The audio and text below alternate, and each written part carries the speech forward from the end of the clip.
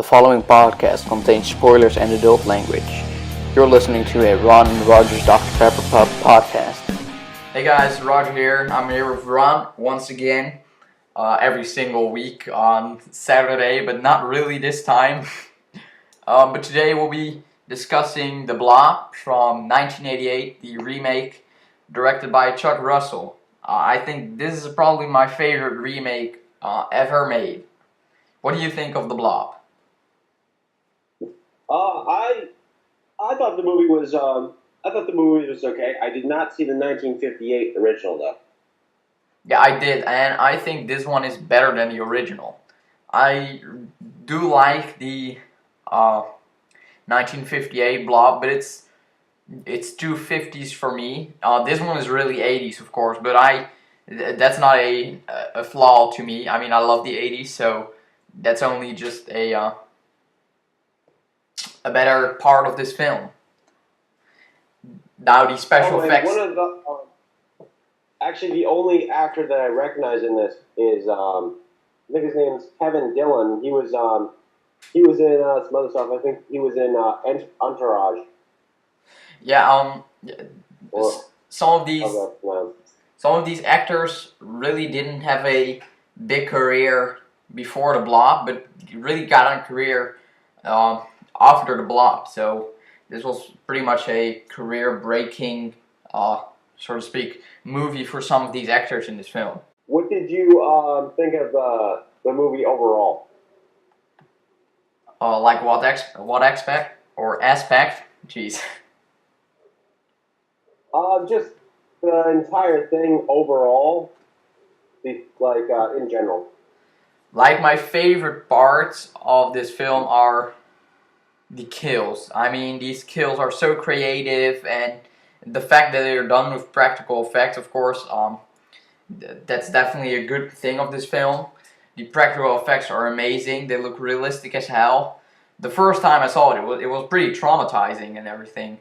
And I actually rewatched these kills a lot. I rewatched the movie a lot, but like the kills sometimes it's just when I'm in the mood for that shit, I just type in on YouTube like The Blob 1988 kill count, because I really just love these kills. They're so creative and well done with the practical effects and everything. What do you think of the practical effects and the kills and everything? That's actually a really good point. I really enjoyed the way they did them. I thought that for 1988 especially, these were really good effects. These are like things that if you improve the camera quality would be close to, if not on par with, some of the stuff that I think you'd see in movies of similar budget today. Right, because if they make this movie today, they probably just CGI everything. Yeah, CGI everything.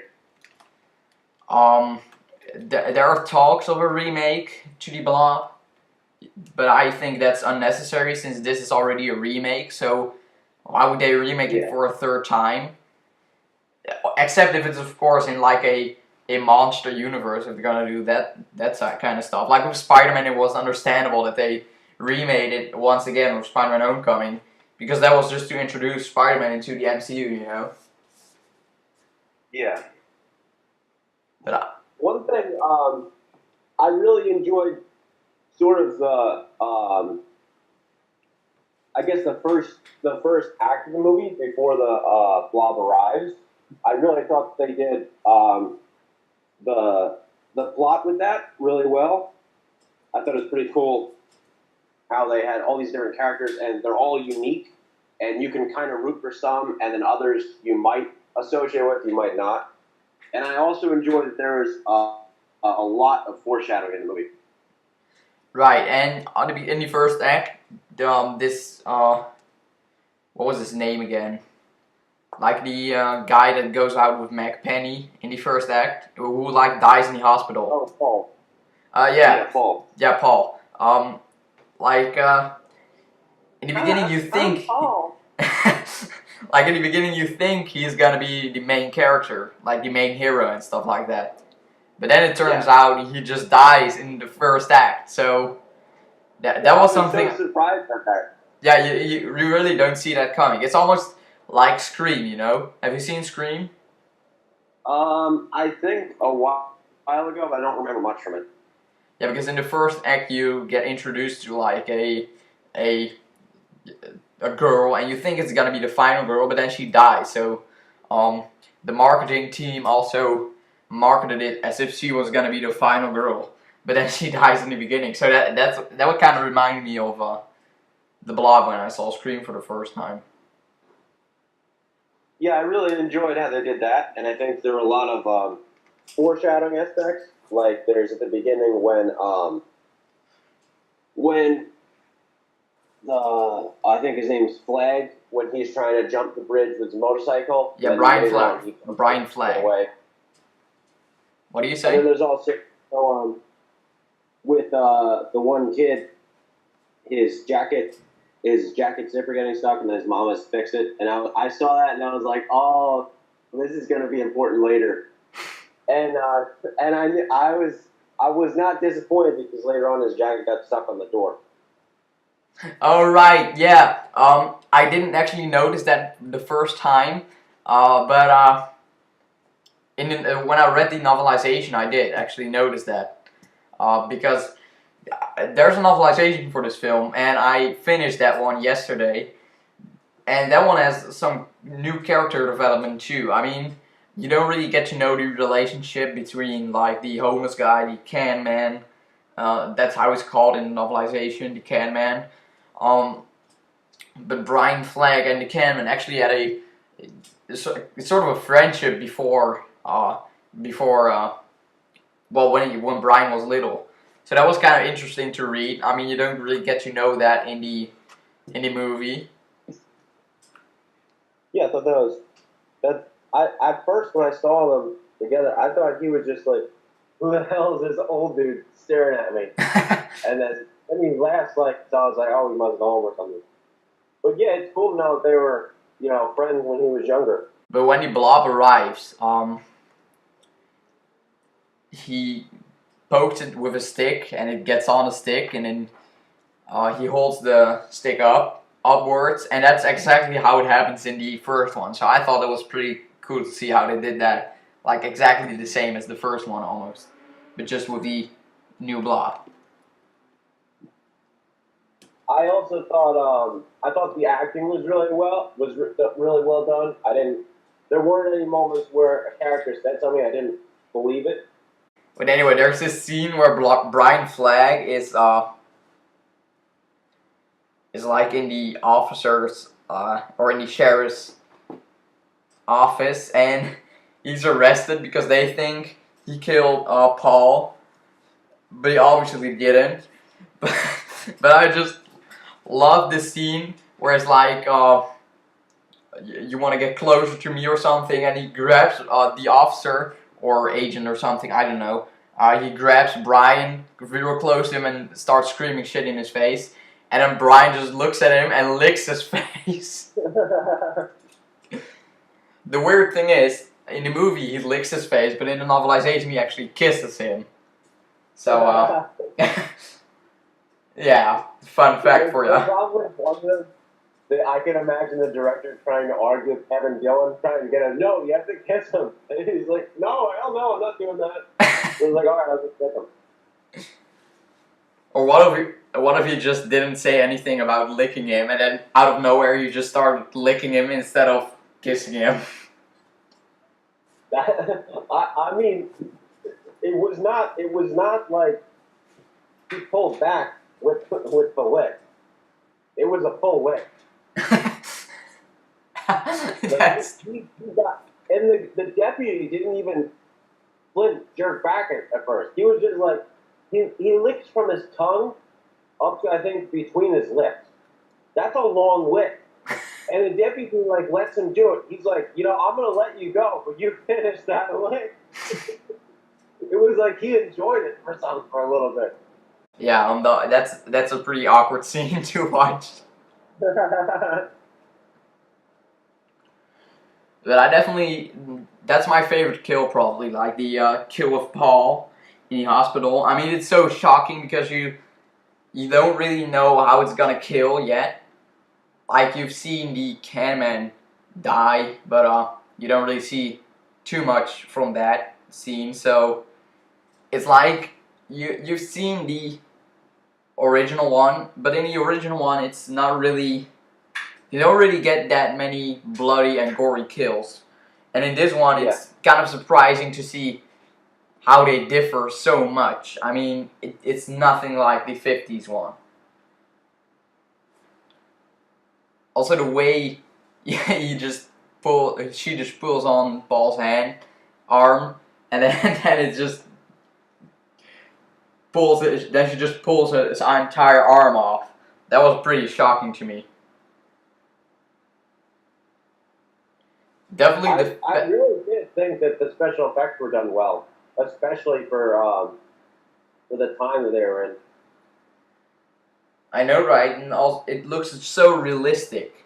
If they would CGI this, it would not look as realistic as this.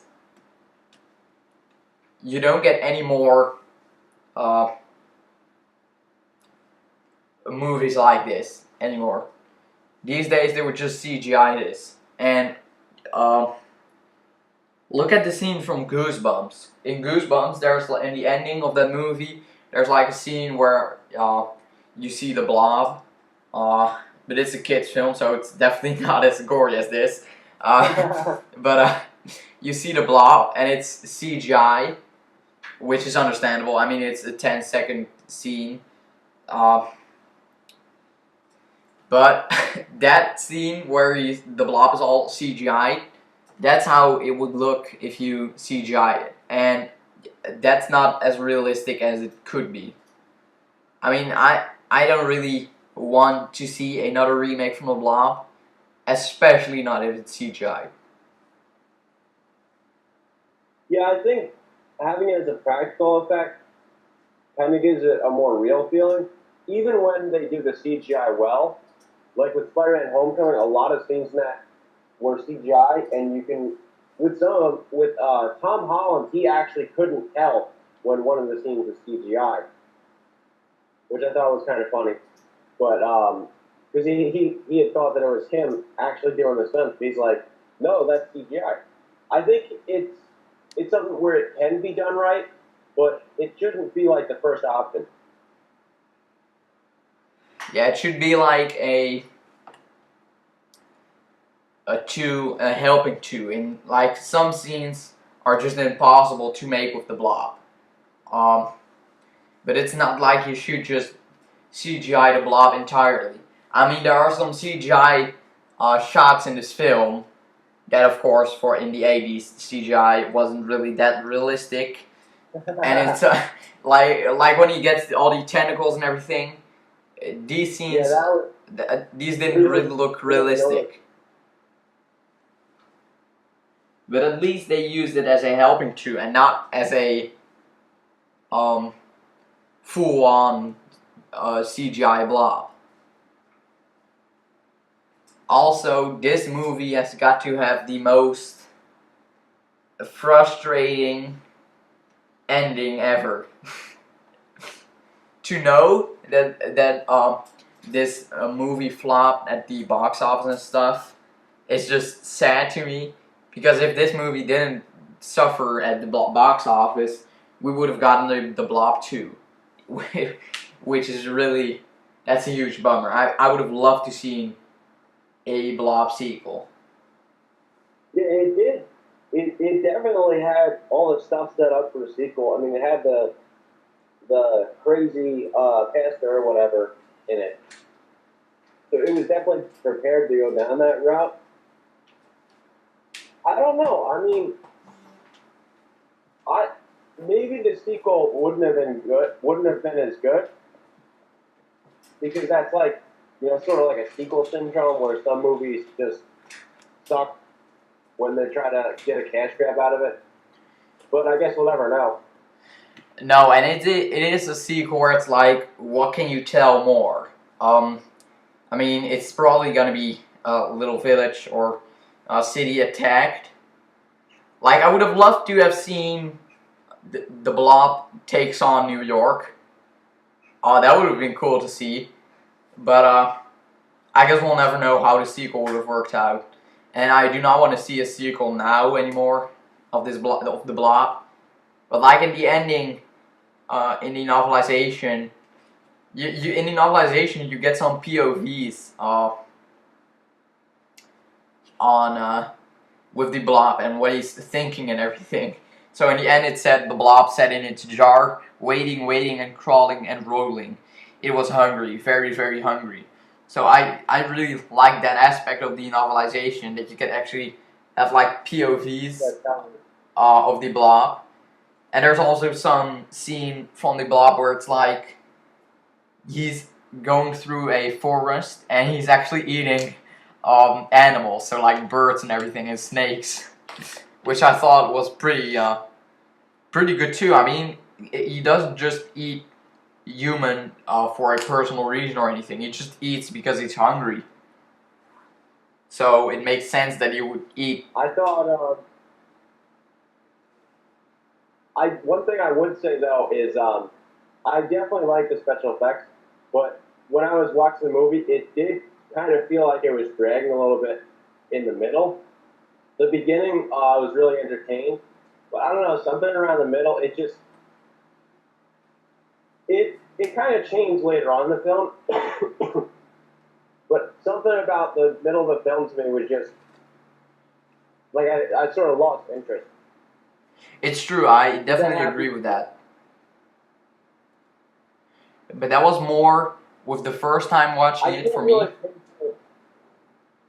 Yeah, I can't really pinpoint exactly what it was. For me, that was just with the first viewing that I found the middle of it boring. But now I don't really have that anymore. Because when you watch it the second time, you might not feel the same anymore. Because I definitely enjoyed the middle a fourth time viewing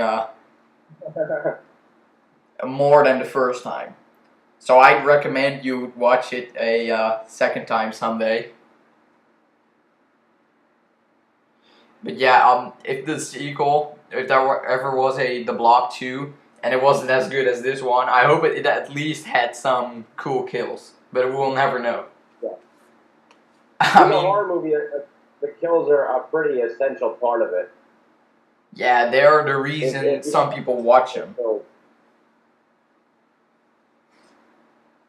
I mean, I don't watch horror movies because I love the story and the characters so much.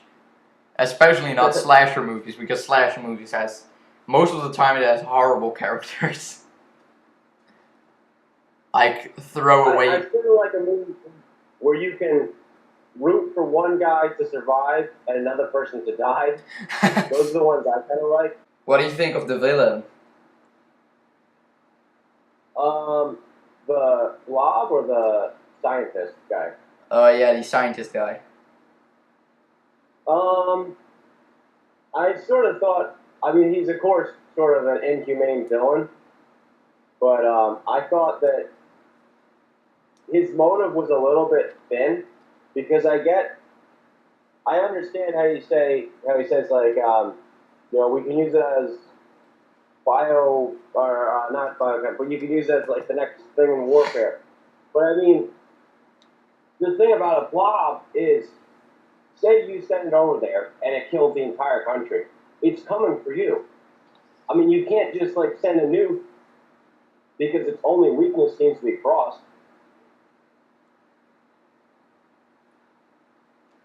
I don't know, maybe it's weak to flame or something, but there wasn't really anything in the movie that showed it being weak to fire. And it didn't have a problem with water because of the sewer scene. I just feel like it would be kind of stupid to send a giant monster to another country where it has enough fuel to come back and kill you. Yeah, that's true. And I mean, what's good in the war if, like, you know, you end up dying anyway? Yeah, but the preachers or the pastors, whatever, his motivations were much more relatable, or well, not relatable, of course, but you know, these What call were you in? What call were you in, Roger? no, but his whoa, I don't know what's going on in your congregation. no, but his motivations made more sense to me because it was like the Bible and in the Bible and everything, and it was something about the day of what was the end? He's the one to bring it on, day of reckoning or whatever. Yeah, the day of reckoning, and the Blob looked like something from the Bible, or at least that's what I read in the novelization. I don't remember if that's in the movie too. There's like a creature in the Day of Reckoning that looks an awful lot like the Blob in the Bible. That, or at least that's what the novelization says. I haven't read the Bible, so I'm not saying anything for sure. I've read it a few times. I don't really recall man eating gelatin. But yeah, I know what you mean. Where you can understand his motivation, where he's kind of just like a crazy guy who thinks he's supposed to be the one to bring about the end of the world. Right, and this movie kills off a kid. Like, movies don't do that anymore. Movies these days do not have the balls to kill off a, like what, say 9-year-old kid. Just drop my novelization over there. No, but it kills off, like, what was his name again? Like Kevin or something? I don't know. I don't know who you're talking about. But, that scene was shocking. Like, he jumps out of the water out of nowhere and then just gets grabbed by the Blob again and just pulled back into the water. That scene was shocking. And movies these days do not have the balls to do that kind of stuff. I really remember the last time I've seen a scene where there's a kid who dies. I'm thinking extremely hard right now to think of a movie that kills off a kid. Let me just Google this. Oh my god, I typed movies where a child, over movies where and then it immediately said, do you mean movies where a child dies?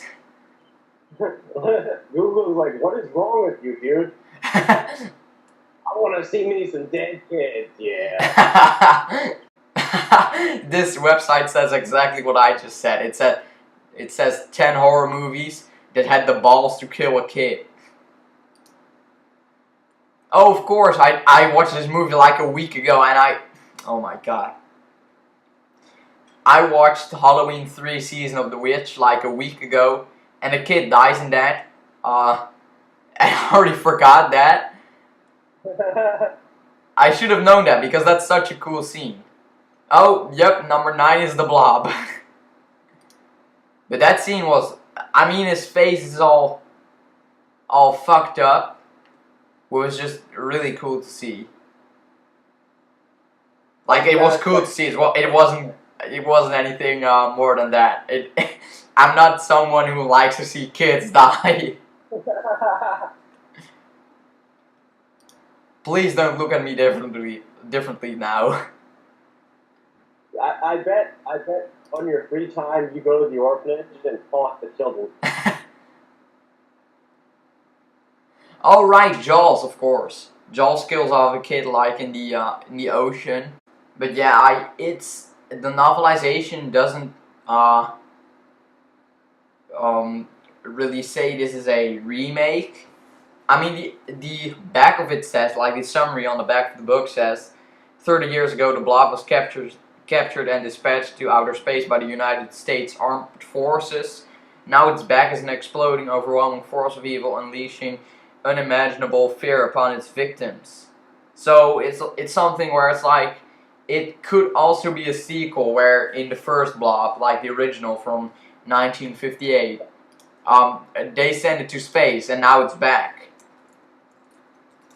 It's like, hey guys. I'm back, motherfuckers. But they could do something like, they could make a sequel to this where it's still like the priest's son or something, who has the Blob's jar now, and he's gonna unleash the Blob. But I don't think that will ever happen. And if it will ever happen, will it be as good as this one? I don't think so. And they probably do it, well, of course, as we've said 100 times, with CGI.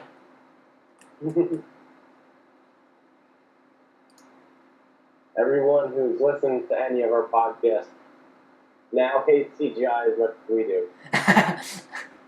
Yeah, and the budget of this film was $19 million, and $9 million went toward the visual effects. How much for the visual effects? $9 million. Oh, man. And it paid off. It definitely paid off. $9 million can buy you a lot of Jell-O at the supermarket. You guys got any more in the back?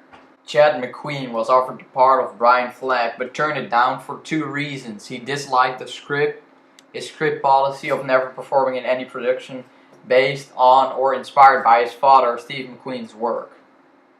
So that's pretty interesting. I didn't know this, but Steve McQueen's son would have actually played in this film if he liked the script, and he would want to play in something related to his father's work.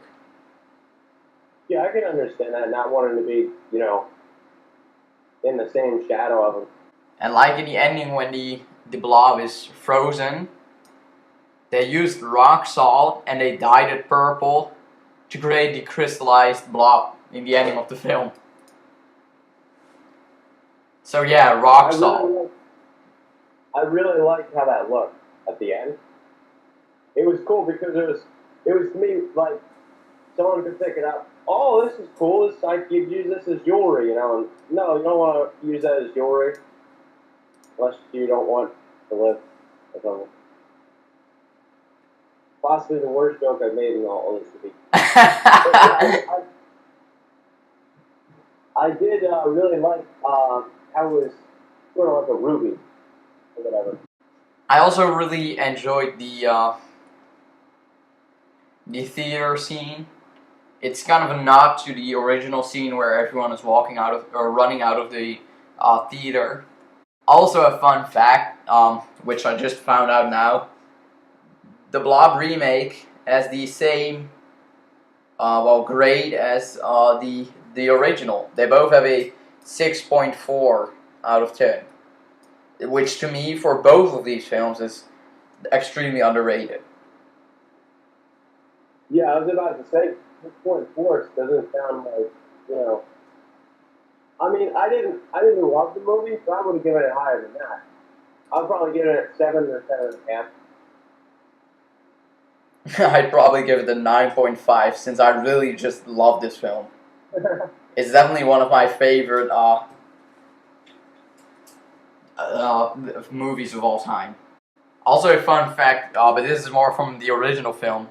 Steve McQueen had the poster of this film on his bedroom wall at the time of his death. Oh, that's cool. Do you have anything else to say? Whose job was it to go into his house and check what posters were on the wall after he died? Is that an official job description? Yeah, what do you do for work? What do you do for a living? I check dead people's houses for movie posters. I want to know now, I'm curious, is that an actual thing where people go into other people's houses and check for movie posters? Oh, dude, you're never going to believe this. He liked Indiana Jones. Well, I don't think he'll probably need the crystal skull for it, so. Or what if you go up to someone's house then and realize there are all kind of porn movie posters in his house? All right, let's put the neighbors, man. Maybe. You fucking pervert.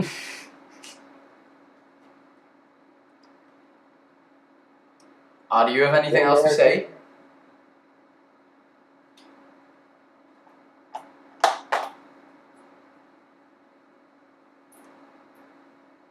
Oh, so you're just gonna ignore my question? What's that? Oh, I can't hear you over the fan I have going on. I do not even hear you're a fan, by the way. Which is a good thing, of course. But do you have anything else to say? Turn it up louder? You want me to put the fan on louder so you can hear it? Here. Let me know, is this audible? Can you hear me now? Nope. Wait, what? Yeah, I can hear it now. I was going to say it blows directly into the mic. What was your question? Do you have anything else to say? Not really.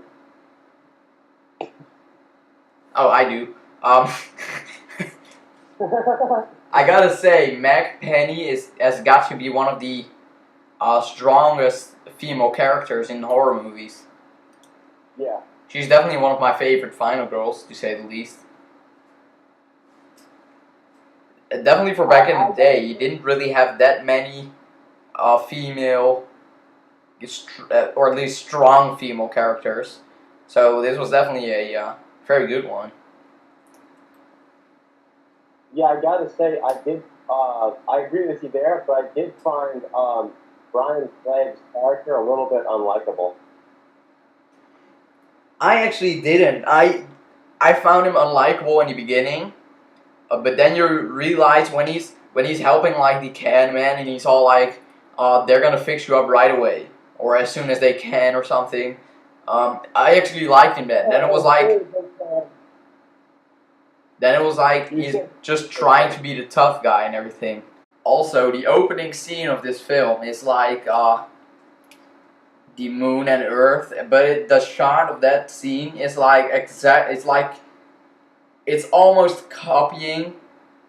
It's exactly the same shot as the opening scene in 2001: A Space Odyssey. Did they just rip it off? Yeah, I actually think so. If you Google like 2001: A Space Odyssey opening scene, you know exactly what I mean. Or at least if you remember the Blob opening. The first 2 or 3 minutes of the film I actually didn't see because I put it on to start, and then I went in the other room to get a bagel.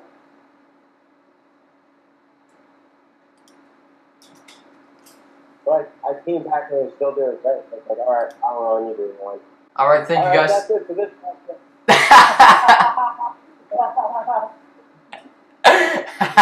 8 seconds or nothing, and then we both throw in the same thing. Alright, the honor is yours. Alright. 3, 2, 1. Alright, guys, that's it for this podcast. Didn't have as much to say about this as some of the other movies, but we both saw it. I sort of like it. Roger definitely loved it. What did you think? Let us know in the comments. If you have a movie you think we should do, just post a comment or send us a message, and we'll check it out. Also, make sure you join in next week where we'll be discussing Duel. I've not seen this one yet. I don't know if you've seen it yet. I have seen this. Alright, so I'm definitely excited to check that one out and do a podcast. So make sure you join the pub next week and where we'll be discussing Duel. Bye, guys. I'm actually sort of surprised you've not seen this yet, so I'm kind of excited to see what you think about it. Yeah, exactly. I mean, what movie have I not seen yet? Well, bye, guys. See ya! I'm still recording because you always say shit like 10 seconds after the outro.